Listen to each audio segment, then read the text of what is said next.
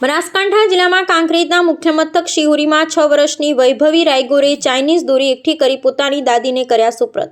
કુદરતના ઘેર દેર છે અંધેર નહીં, પક્ષીઓને બચાવવા ઉત્તરાયણ પછી રસ્તા પરથી દોરીના ગૂંચળા વીણ્યાની પોતાની સૂઝબૂઝ આવી મીડિયા સમક્ષ। બનાસકાંઠાના કાંકરેજ તાલુકાના શિહોરી ગામે 6 વર્ષની વૈભવીએ પ્રશંસનીય પહેલ કરી છે। ઉત્તરાયણ પર્વ સમાપ્ત થયા બાદ તેણે પોતાના મહોલ્લામાં પડેલા ચાઇનીઝ દોરીના ગૂંચળા એકઠા કરવાનું શરૂ કર્યું છે।